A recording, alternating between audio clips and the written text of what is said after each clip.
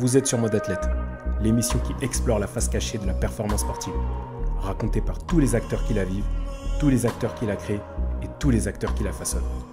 Et tout ça à travers des anecdotes inspirantes, mais surtout authentiques.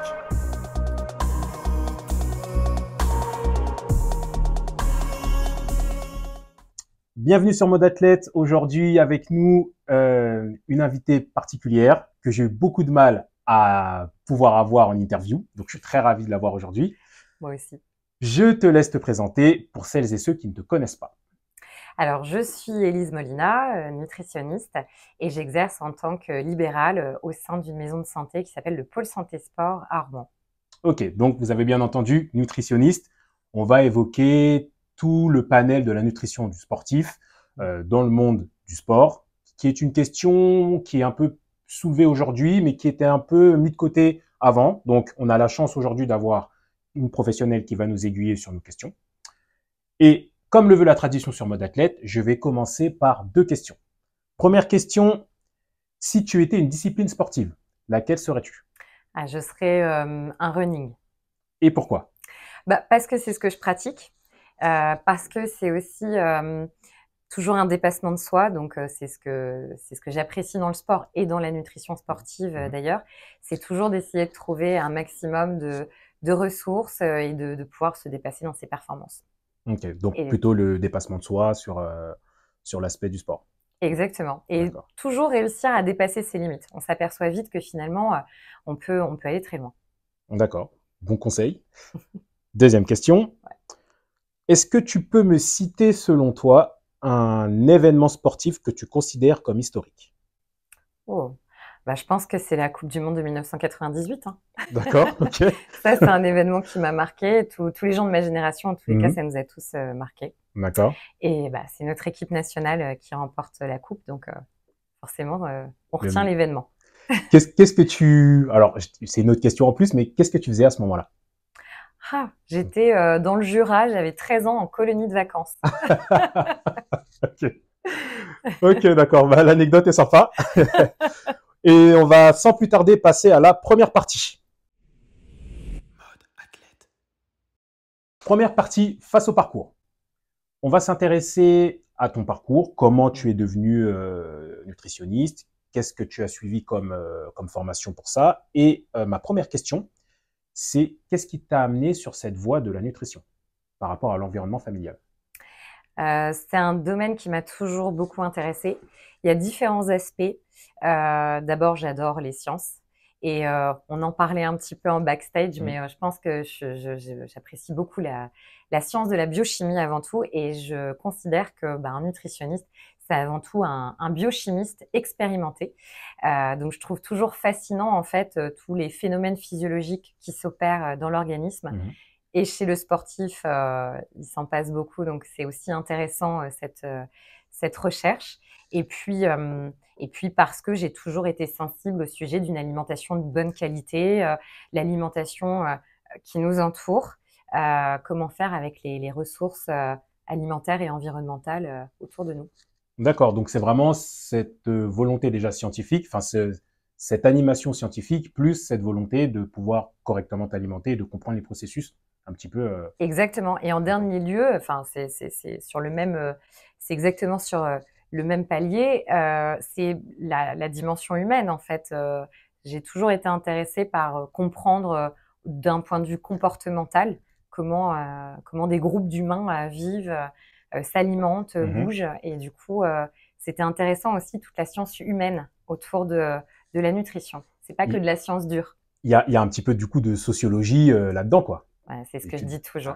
On veut souvent apparenter un nutritionniste à l'étude de la psychologie, et moi je corrige souvent ce terme en disant que c'est plus de la sociologie finalement. D'accord, oui, effectivement, oui. Du coup, quelle formation il faut suivre pour être nutritionniste? Et est-ce que tu peux expliquer un petit peu la différence entre parce qu'il y a beaucoup de personnes qui confondent les deux, entre nutritionniste et diététicien. Oui. Alors, en fait, diététicien, c'est vraiment un titre qui est protégé légalement. C'est-à-dire qu'il faut avoir passé un diplôme qui est reconnu par l'État pour prétendre être diététicien.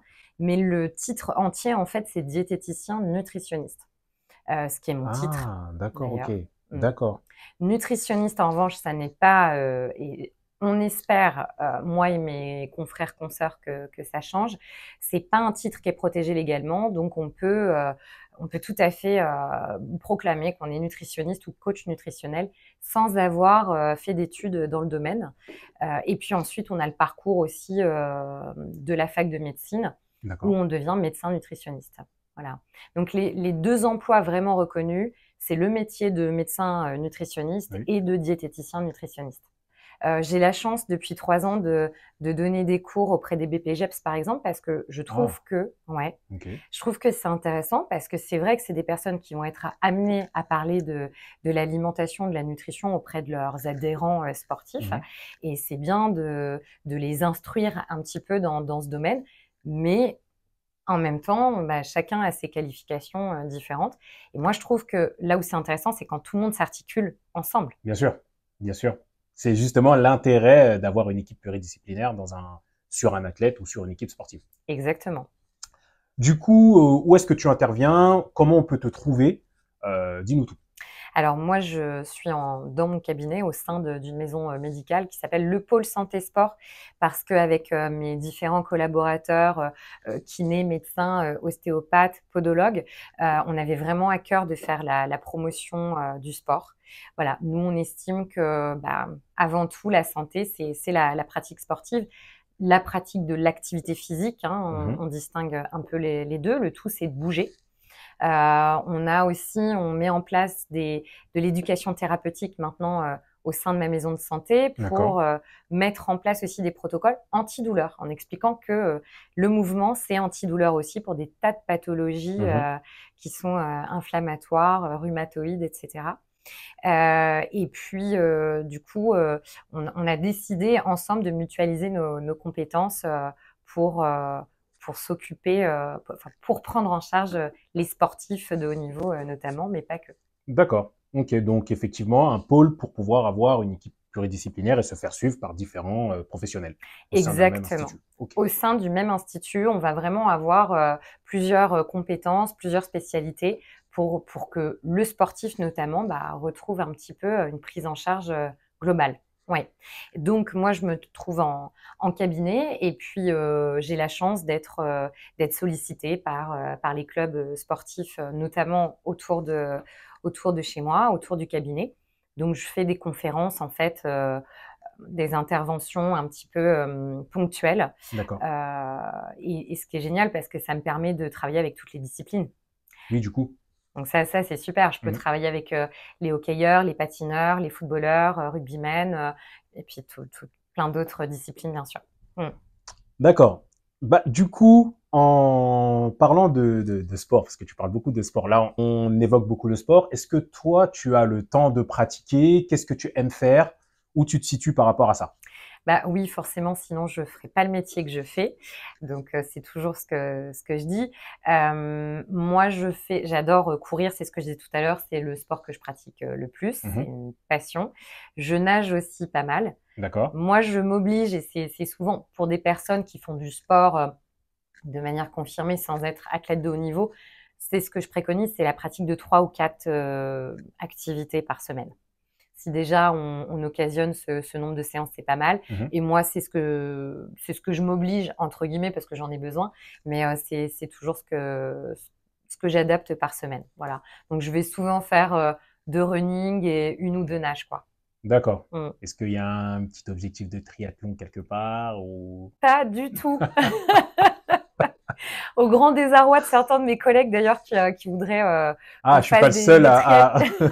je suis pas le seul à avoir émis l'idée. Non, mais tout à fait. Mm. Alors, triathlon, franchement, je pense pas être à l'aise sur un vélo. Donc, D'accord. je pense pas que je tenterai. Mais par contre, ça m'arrive parfois, quand je parlais du dépassement de soi, ça m'arrive parfois de me fixer des petits challenges où je vais à la fois partir courir et puis nager derrière. D'accord. Voilà, ça peut être sympa. Ok. Alors, j'ai tendance à dire biathlon ou duathlon, mais c'est pas comme Oui. ça que ça s'appelle, je crois. Oui, Je crois que c'est duathlon, une je erreur. crois que c'est... Duathlon? Ouais, je Ouais. crois que j'avais vu... Alors, je sais pas si ça s'appelle comme ça, mais effectivement, j'avais vu duathlon. Ouais. Donc, duathlon, je suis plus à l'aise. D'accord, effectivement. On passe du coup à la deuxième partie, dans les coulisses. Mode athlète.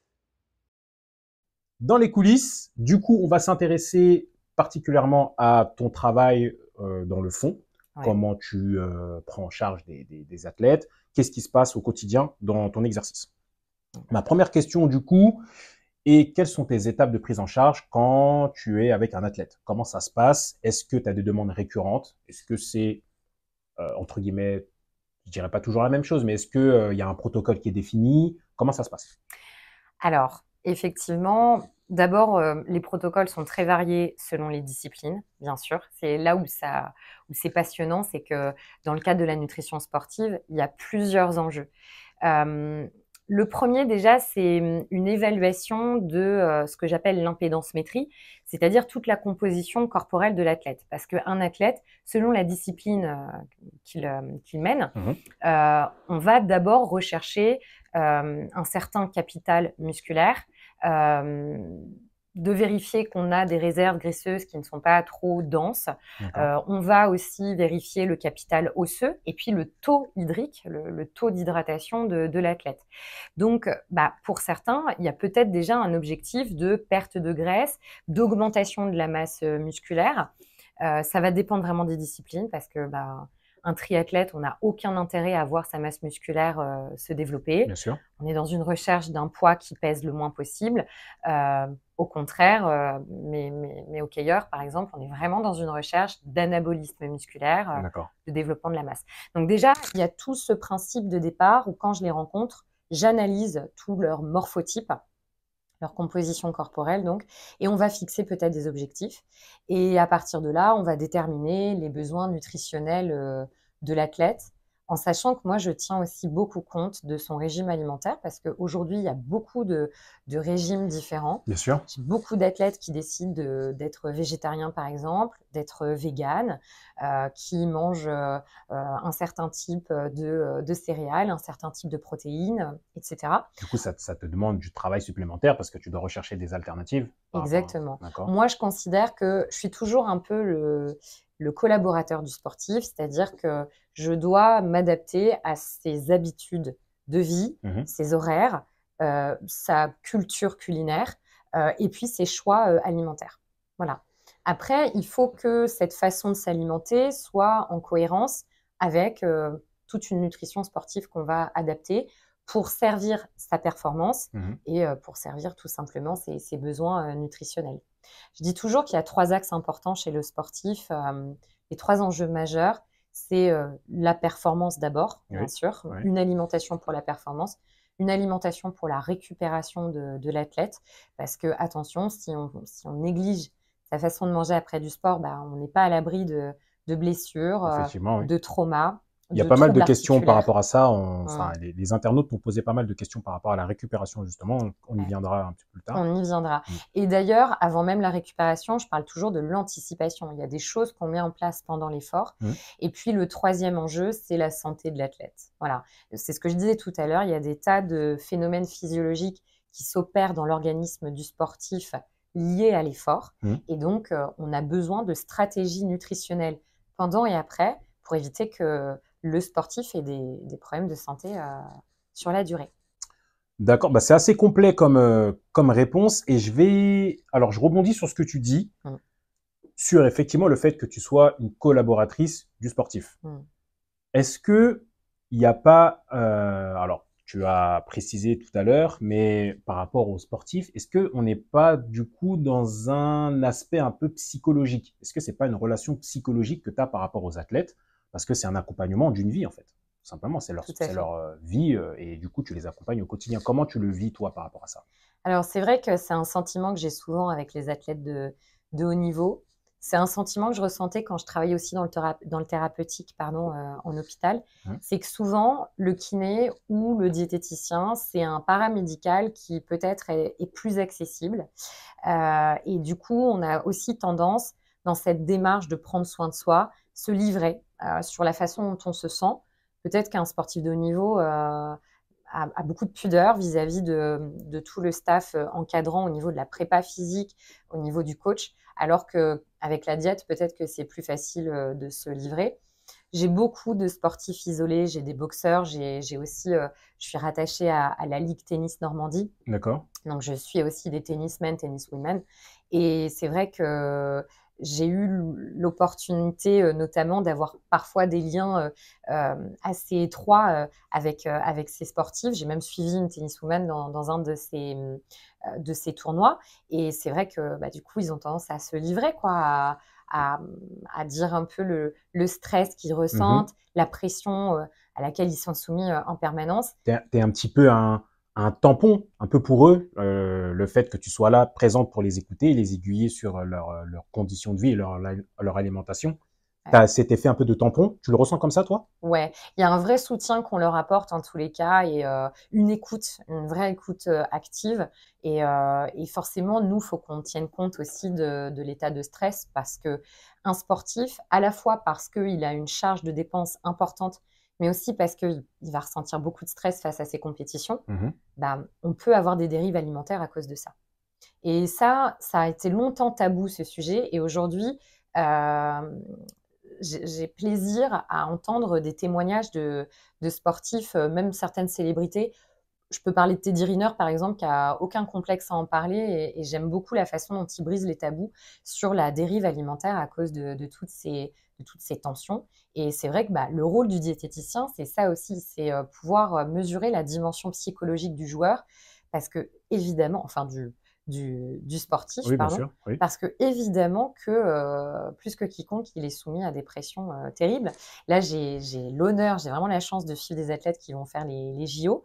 Donc, je suis en partenariat avec la Maison de la Performance. Ok. Et du coup, cette Maison de la Performance m'adresse des athlètes. Et ça, ces futurs sportifs des Jeux Olympiques 2024, c'est passionnant de discuter avec eux parce que c'est une pression qui est vraiment dure à gérer, quoi. C'est pas Mhm. tous les humains qui pourraient supporter une Bien sûr, pression mais pareille. c'est bien que toi qui sois actrice de ce milieu-là, tu puisses le dire parce que, alors déjà, de la part de l'athlète, c'est un peu compliqué à sortir parce que c'est un peu tabou le fait d'être un peu stressé par rapport à ça. Mm. Moi, j'ai eu l'occasion de m'entretenir aussi avec certains d'eux. Ouais, Euh, oui, il y a le stress effectivement qui est là. Ils le diront peut-être pas face caméra, mm, mais il y a ce stress-là. Et effectivement, je suis totalement d'accord avec toi. Je pense pas que tous les humains puissent supporter ça à un moment donné. C'est compliqué quand exactement. même. Et c'est ce qui me passionne chez le sportif aussi, toute la dimension psychologique, d'avoir une capacité de résilience et d'encaisser à la fois l'effort physique, la performance en permanence et Mm. tout ce et toute la pression, tout ce que ça en découle, la pression des compétitions, les enjeux, les partenariats sportifs, trouver un manager pour certains, etc. D'accord, assez complet. Alors, je vais te poser une dernière question par rapport à ça. Même si tu m'as plus ou moins répondu, est-ce que dans l'exercice de tes fonctions, tu as l'occasion, avec les sportifs que tu suis, de pouvoir t'entretenir avec les autres professionnels qui composent son équipe? Alors, malheureusement, pas suffisamment. D'accord. C'est vrai que, alors, la chance d'être au pôle santé sport, c'est que, bien sûr, on va avoir des athlètes qui viennent me visiter, mais qui ont aussi un de mes collègues Oui, comme du coup. kiné ou médecin accompagnant. Donc ça, c'est une vraie chance parce que à ce moment-là, on peut vraiment communiquer tous ensemble et on travaille en synergie. Et il y a beaucoup de communication mise en place. Maintenant, le problème qui se pose, en tout cas dans mon métier, c'est une vraie question que tu soulèves. Le problème de mon métier, c'est que il y a très peu de diététiciens finalement sur les structures sportives. Tout Hmm. simplement parce que les fédérations manquent de budget. Et ça, j'en ai souvent parlé avec plusieurs clubs qui me disaient, mais on adorerait vous avoir plusieurs heures sur la structure, sauf que on n'a pas le budget alloué pour ça. On ne peut pas nous permettre d'avoir un nutritionniste de la même façon qu'on ne peut pas avoir un préparateur mental, par exemple, voilà, des choses comme ça. Je me permets de te couper parce que c'est super intéressant. Mm. Et j'ai eu notamment avec, je crois que c'était avec David, justement, où Ouais. on avait évoqué cette question du budget par rapport au club. Mm. Pour toi, est-ce que c'est un manque de budget ou est-ce que c'est un budget qui n'est pas alloué à cette fonction? C'est une bonne question. Je suis pas assez au courant de la politique des clubs pour pouvoir me prononcer. D'accord. Je pense quand même, alors il y a certains clubs, peut-être, ce serait possible de le mettre en place. Et d'ailleurs, je vois que les mentalités changent. En 10 ans de temps, le lien entre les clubs sportifs et le nutritionniste, c'est plus les mêmes. Ça se démocratise et ça se développe. Maintenant, je vois quand même, pour beaucoup de fédérations, beaucoup de disciplines, il y a une vraie précarité où c'est très compliqué. Et je suis même parfois amenée à faire un peu de bénévolat auprès de certains clubs, parce que vraiment, même l'intervention d'un nutritionniste, c'est un budget qui est pas possible. D'accord. Ok. Donc oui, tu confirmes qu'il y a vraiment ce problème budgétaire qui fait que il y a ce manque de nutritionnistes dans les clubs sportifs. Oui, oui, complètement. Après, là où c'est super, c'est que dans les clubs de prestige, par contre, je pense par exemple à des clubs de foot ou de tennis, on a quand même maintenant il y a tout un arsenal développé autour de la nutrition sportive, et ça, c'est super. Et j'ai vraiment espoir que ça ne va que aller en se démocratisant et en se développant. Mais déjà, je trouve, ça c'est un conseil que je donne souvent, c'est en tant que club, juste de proposer l'intervention une fois l'année d'un professionnel de la nutrition, c'est toujours intéressant. C'est une rencontre qui est intéressante entre les sportifs et le professionnel de santé. Et mine de rien, il y a forcément des informations que les licenciés retiennent. Et en plus, c'est toujours un public intéressé. Quand on fait du sport, quand on commence à faire du sport fréquemment, on sait ô combien les stratégies d'hydratation et les stratégies alimentaires, on en a besoin. Non, mais c'est clair. Je te rejoins totalement là-dessus. Pour avoir fait des interventions dans des clubs en tant que préparateur physique, il y a ces questions qui reviennent tout le temps. Ouais. Quand est-ce que je dois boire? Est-ce que je peux manger ça? Qu'est-ce que je dois faire pour la récup au niveau de l'alimentation? Et je rencontre beaucoup du coup de sportifs qui viennent de leur propre chef ici au cabinet, parce que justement ils ont toutes ces questions et ils ont enfin envie d'avoir plus de précision dans les protocoles à adapter. D'accord, il y en a qui passent le cap, qui viennent te voir directement. Alors j'en ai beaucoup en fait. C'est vrai que j'ai vraiment cette chance. Aujourd'hui, j'ai un peu l'étiquette de la nutrition sportive dans ma ville, parce que la plupart des sportifs me sollicitent ici au cabinet. Et du coup, quand je fais une intervention en club, j'ai forcément plusieurs sportifs rattachés au club qui viennent me visiter. Du coup, oui. Et ça c'est super, c'est intéressant, parce que du coup, on peut vraiment individuellement mettre en place des protocoles. Parce que quand je fais une intervention globale, c'est super, c'est ce que je disais tout à l'heure, c'est rencontrer une équipe, leur faire des propositions déjà diététiques, mais les avoir après en entretien individuel, c'est super, parce qu'on va vraiment aller plus loin que ça. Tu peux individualiser, parler de leur vie personnelle. Exactement. Donc on retrouve cet aspect un peu psychologique qu'on avait au départ. Exactement, ouais, tout à fait. Ça marche. On passe à la troisième partie. Face à l'athlète. Mode athlète. Troisième partie, je reviens un petit peu sur l'aspect nutrition et j'aimerais avoir ton avis sur le fait que dans la communauté, alors déjà au grand public, mais aussi dans la communauté des athlètes et des sportifs, qu'il y ait autant de défaillances de connaissances sur la nutrition. Qu'est-ce que tu en penses et quelles sont pour toi tes solutions? Alors c'est vrai, c'est ce que je disais tout à l'heure, je trouve quand même que ça a évolué. 10 ans en arrière, si on parlait de la nutrition sportive, je pense que c'était un concept un petit peu exotique, assez étranger. Ça parlait pas à grand monde, sauf les milieux les plus élitistes du sport. Aujourd'hui, globalement, les sportifs que je rencontre, ils ont tout de même des connaissances. Surtout, ce que je disais tout à l'heure aussi, ils sont intéressés par le sujet, et forcément qu'ils ont quand même certaines notions, parce que c'est enseigné par les clubs sportifs, par les coachs, parce qu'il y a quand même il y a une culture de l'alimentation sportive quand même. Et est-ce que tu penses que la transmission de connaissances par ces entités sportives, elles sont suffisantes ou pas? Non. Alors moi, surtout, ce que j'observe, c'est mes protocoles, surtout pendant l'effort. Je mets toujours en place des boissons de l'effort, ce que j'appelle ma potion magique. Donc j'ai vraiment tout un protocole d'apport glucides rapides, d'apport en eau bien en particulier, et fractionné d'une certaine façon pendant l'effort, selon le type d'effort. Et je suis encore étonnée de constater qu'on n'est pas au courant beaucoup de ces protocoles, et parfois même je suis jugée encore parce que je propose ce type de protocole. Ah oui? Ouais. D'accord. Je me souviens, ça me fait toujours sourire, cette anecdote d'un coach en salle qui avait dit à son adhérente que sa nutritionniste était complètement folle de lui proposer une boisson énergisante, quoi, parce qu'il fallait éliminer les sucres. Aujourd'hui encore, il y a des tas de croyances, il y a encore des tas de légendes, et notamment autour des glucides, puis aussi des protéines. On va y venir, ça. On va y venir. Je m'en doute, c'est pour ça que je développe pas plus. Mm. Et du coup, je pense que mon rôle aussi aujourd'hui, c'est justement d'abattre un petit peu toutes ces croyances alimentaires et puis de remettre de l'ordre dans ces aspects. Bon, ça me titille un peu, je vais te la poser tout de suite quand même, parce que ça me titille. J'ai suivi un petit peu les différents avis de professionnels, de non-professionnels sur le sucre.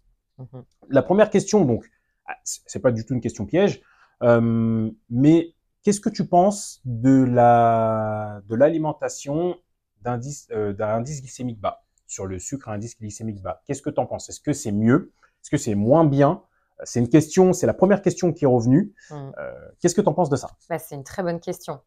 En fait, moi, je pars du principe qu'il n'y a pas de jugement de valeur en ce qui concerne nos aliments. Il n'y en a pas un mieux qu'un autre. C'est-à-dire qu'ensemble, ils agissent en synergie pour nous procurer l'ensemble des nutriments et de l'énergie nécessaire.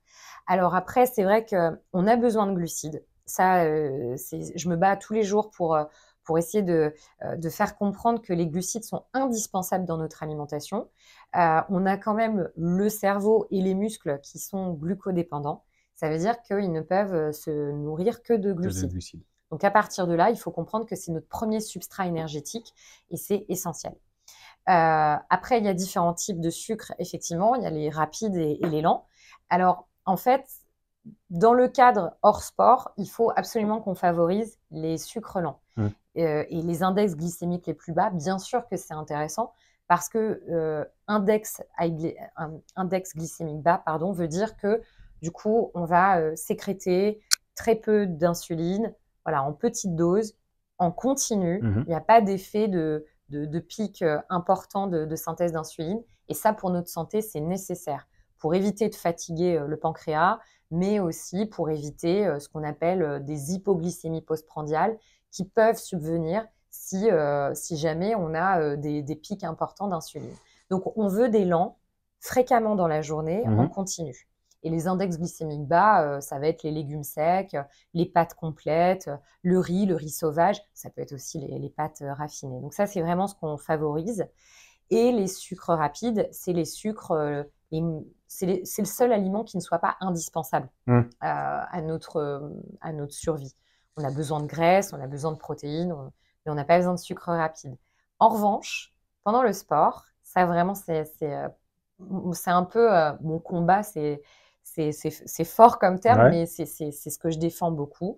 C'est que, pour moi, le meilleur anabolisant, c'est l'insuline. Le meilleur anabolisant musculaire, c'est l'insuline.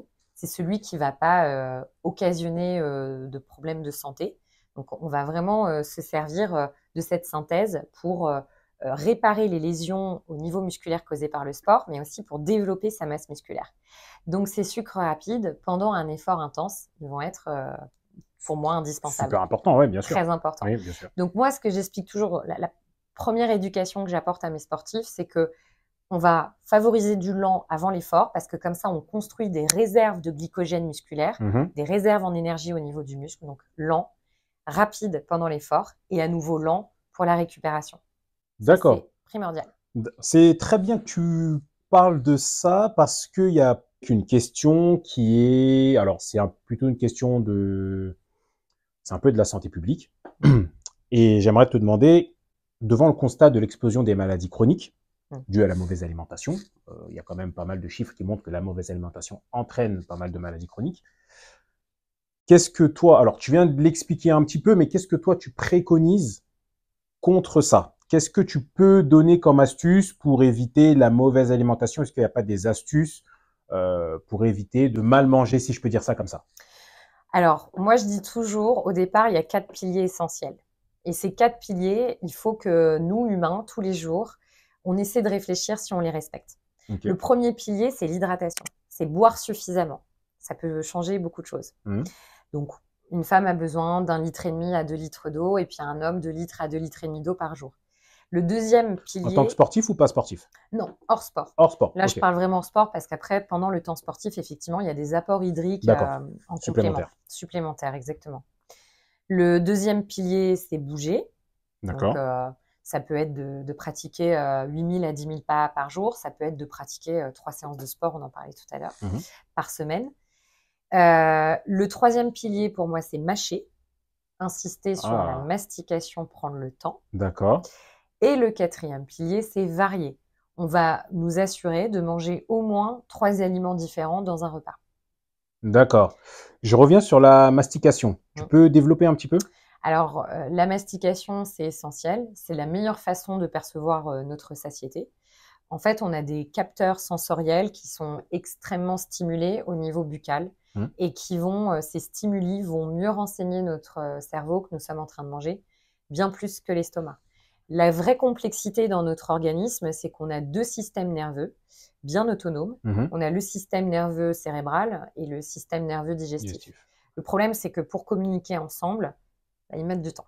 Ils mettent beaucoup de temps à communiquer. D'accord. Alors que la bouche est capable de bien mieux communiquer au niveau du cerveau que le système nerveux gastrique. D'accord. Donc, on va s'aider de la pression des mâchoires, de la contraction des zygomatiques, Mhm. de toute la sécrétion aussi salivaire, parce que c'est ce qui permet en fait au cerveau de mieux comprendre que nous sommes en train de manger. Donc derrière, il va déployer des stratégies pour qu'on perçoive mieux notre satiété. Donc plus on mâche, plus on va commencer à prédigérer nos aliments, avoir une meilleure digestion, moins sécréter de sucre digestif au niveau gastrique, donc plus de problèmes de reflux. Je D'accord. rencontre beaucoup trop de personnes qui souffrent de reflux Ah ouais? gastro-œsophagien. C'est souvent parce qu'ils mâchent trop vite. Et donc, on va mieux apprécier les quantités alimentaires dont on a besoin Ouais. et on va avoir une meilleure digestion. D'accord. Bah, du coup, si je suis ce que tu dis, je me fais un petit peu l'avocat du diable, hein, volontairement. Quand on mâche un chewing-gum, Ouais. on est justement sur cet aspect de mastication. Oui. Donc, qu'est-ce qu'il y a un effet directement sur la satiété ou pas du tout? Alors, non, parce qu'il n'y a pas de bol alimentaire, il n'y a pas de contenu. Et d'ailleurs, c'est un peu traître, le chewing-gum, parce que du coup, il envoie une mauvaise information. Justement, d'où ma question. Il envoie une très mauvaise information. Et du coup, c'est un stock d'air qui va se produire par l'exercice de la mâche, parce qu'il y a bien quelque chose qui, euh, qui, euh, qui rejoint l'œsophage Bien sûr. et l'estomac. Mmh. Et là, attention, parce que du coup, on peut souffrir d'aérophagie. Donc, le chewing-gum, il faut faire très attention. En plus, c'est pas vraiment conseillé parce qu'on sollicite toujours les mâchoires, les zygomatiques, etc. Et c'est pas très, très bon pour la sphère ORL non plus. D'accord. Ok. On passe du coup à la quatrième et dernière partie, face au tabou. Mode athlète. Alors, dans cette partie, face au tabou, il n'y a pas de piège, hein, bien évidemment, t'en fais pas pour ça. Mais c'est plus des questions un petit peu alors tabou, et surtout la deuxième partie de cette partie-là, c'est les questions des internautes, qui sont plutôt intéressantes. La première question, alors c'est pas forcément un tabou, mais je veux savoir à peu près quand est-ce que toi, tu as senti un intérêt du public grandir sur l'aspect de la nutrition. Est-ce qu'il y a eu un facteur déclenchant pour toi ou alors c'est venu petit à petit par rapport à ça? Je pense que les médias contribuent beaucoup parce que c'est vrai qu'on a plein d'informations toujours. Il y a beaucoup de... Les réseaux sociaux s'emparent du sujet, les magazines s'emparent du sujet. C'est beaucoup... et forcément, c'est un sujet qui intéresse tout le monde. On ne peut pas être désintéressé par rapport à la question de l'alimentation. Donc oui, maintenant, ce que je remarque en 10 ans d'exercice, d'abord, j'ai autant d'hommes que de femmes maintenant qui me visitent, alors que quand j'ai commencé à exercer, j'avais beaucoup plus de femmes que d'hommes. Ok. J'ai aujourd'hui des tas de sportifs qui viennent me visiter, alors qu'avant, on avait tendance à assimiler visiter un nutritionniste parce qu'on a des problèmes de poids et qu'on a besoin de perdre Bien du sûr. poids. Oui. J'ai de plus en plus de personnes qui viennent me visiter simplement parce que ils veulent mon expertise et mon point de vue sur leur façon de manger. Mais ils n'ont aucunement l'intention de perdre de poids. Et ça, j'aime bien cette démarche. Elle est intéressante. Ah, on est même déjà même dans la prévention en fait. Oui, Quasiment. exactement. voilà, je remarque et je pense que ça fait partie de mon rôle aussi maintenant que de sensibiliser sur l'importance de l'environnement. On est tous responsables maintenant de notre façon de manger par rapport au devenir de la planète Mhm. et de ce qui nous environne. Donc, je rencontre plein de personnes qui se soucient de ça aussi. Voilà, j'ai envie d'une alimentation sans protéines maintenant, végétarienne. Qu'est-ce que vous me proposez? Est-ce qu'il y a des substituts? De plus en plus, on allie aussi l'intérêt de l'alimentation avec notre santé, Mhm. mais aussi le bien de la planète. Oui, effectivement, oui. Maintenant, c'est devenu un enjeu quand même planétaire et surtout Majeur. un enjeu, pardon, de société. C'est ça que je Exactement, cherchais. exactement. Et sans compter l'enjeu sanitaire, tu en parlais tout à Oui, l'heure, mais on a une recrudescence des maladies métaboliques. L'OMS s'inquiète depuis cet été parce qu'on a même des enfants qui développent des diabètes de type 2 maintenant. effectivement, ouais. Donc, c'est des vrais sujets, bien sûr. Du coup, alors, ça rejoint la question que je vais te poser, à savoir, est-ce que pour toi, le domaine de la nutrition, et quand je parle du domaine de la nutrition, je parle pas forcément d'un aspect général, je parle d'un aspect un peu plus précis quand même. Mm. Bon, après, la précision, toi, tu as quand même une expertise, donc je sais pas ce que tu appelles général et précis, mais je vais essayer de me faire comprendre. Est-ce que pour toi, aujourd'hui, le domaine de la nutrition, de manière précise, alors je dirais pas de manière scientifique, mais de manière précise, doit être connu par tout le monde? Je pense que c'est important de sensibiliser chaque personne sur l'importance de ce que l'on mange. Euh, Je me permets de te couper juste avant que tu répondes. Et j'ai un exemple, alors je sais plus qui c'est qui m'avait dit ça.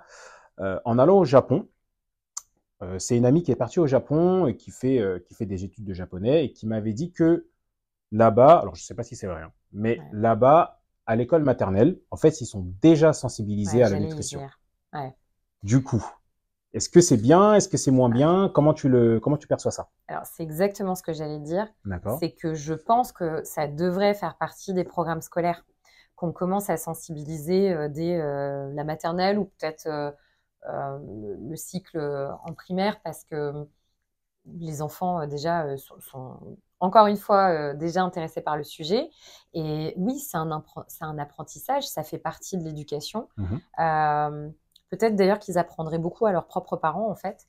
Ouais, Et carrément, ouais. oui, parce qu'il y a beaucoup aussi de croyances autour de l'alimentation pédiatrique.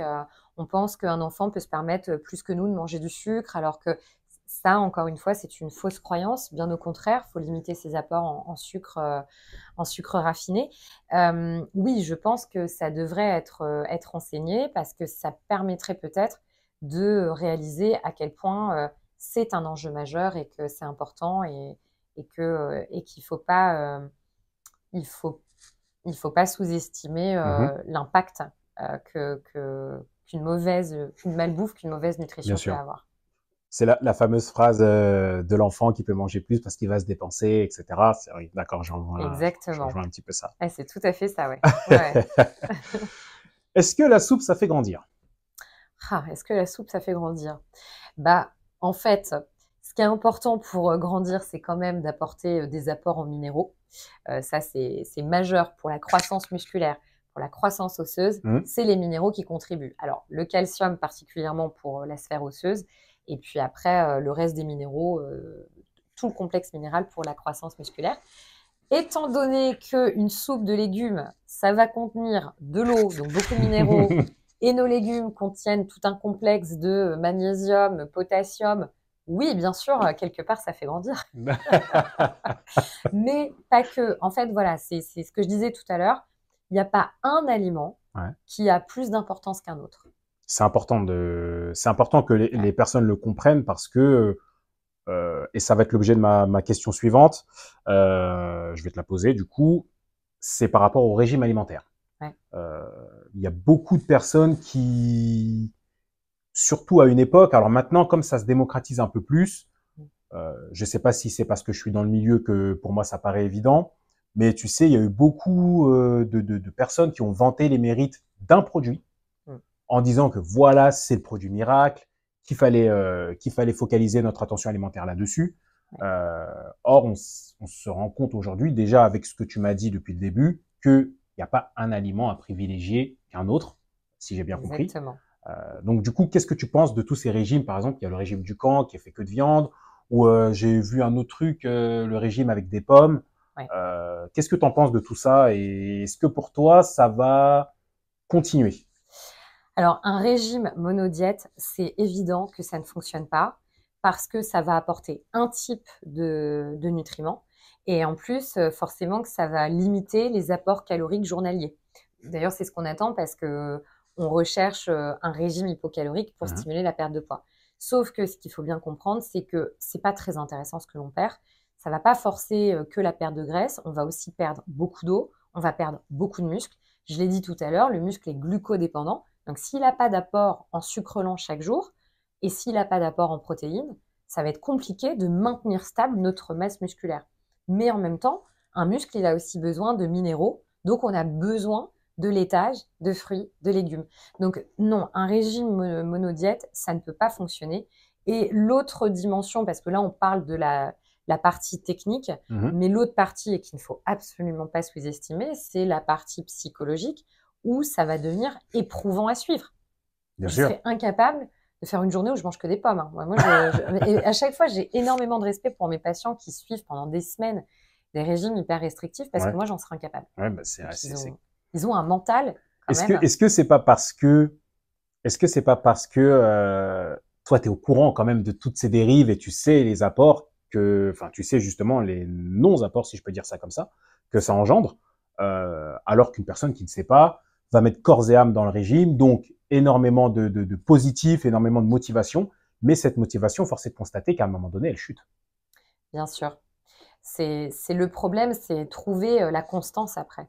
Et c'est bien pour ça qu'on ne va pas adopter des régimes alimentaires qui soient trop draconiens, Mhm. trop durs à suivre ou à élaborer parce que ça ne va pas fonctionner. Ça ne va pas fonctionner sur la durée. Et le principe de l'équilibre alimentaire, c'est de trouver un mode alimentaire qui dure une vie entière, en Oui, fait. bien sûr. C'est ça. En C'est fait, un ça. régime en tant que tel, ça peut être un régime où je mange correctement toute ma vie. Mais bien sûr, et c'est exactement ce qu'on attend. Et l'idée, c'est ça, c'est donc que les aliments travaillent en synergie ensemble. Donc, on Mhm. va manger un petit peu de tout. En plus, l'avantage d'avoir plein d'aliments différents, c'est qu'ils vont nous aider à manger tout en petites parts.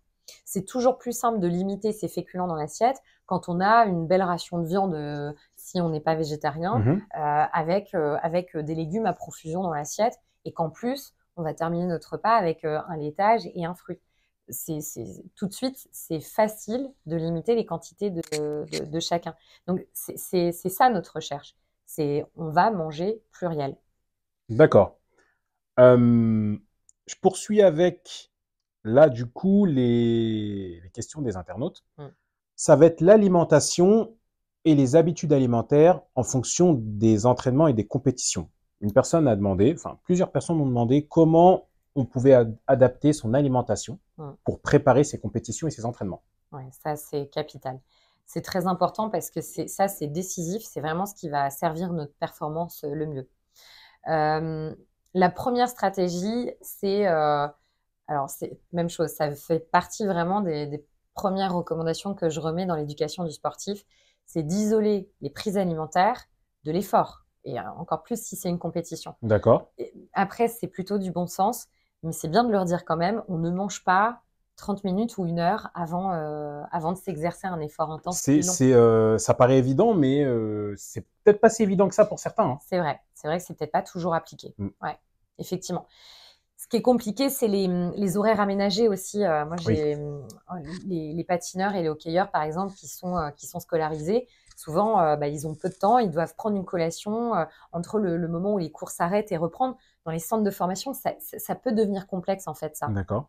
Mais si on peut, le maximum possible, c'est de prendre un repas 3-4 heures Trois, avant, quatre heures avant une compétition ou un entraînement, avant un c'est entraînement et une suffisant? compétition. Ouais, c'est déjà pas mal. En fait, la chose dont il faut s'assurer, c'est que la vidange gastrique ait bien été effectuée. C'est-à-dire, l'estomac, il est vide. Il est plus du tout en travail de digestion.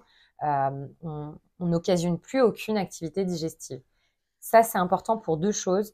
La première, c'est que l'appareil digestif, quand il est en plein travail, il va demander des apports en énergie importants. Ah oui, oui. Et ça, c'est du coup de l'énergie qui est mobilisée pour lui et qu'on ne peut pas distribuer au groupe musculaire. Donc forcément, ça impacte sur la performance. Et la deuxième chose, c'est l'irrigation sanguine que l'appareil digestif réclame. Et D'accord. là encore, du coup, on a une moins bonne irrigation sanguine au niveau des groupes musculaires. Et attention, parce qu'on commence à être privé d'oxygène pendant le sport. Oui. Donc cette irrigation sanguine, elle est nécessaire, elle est très importante parce que c'est elle qui va pouvoir oxygéner un maximum nos cellules musculaires.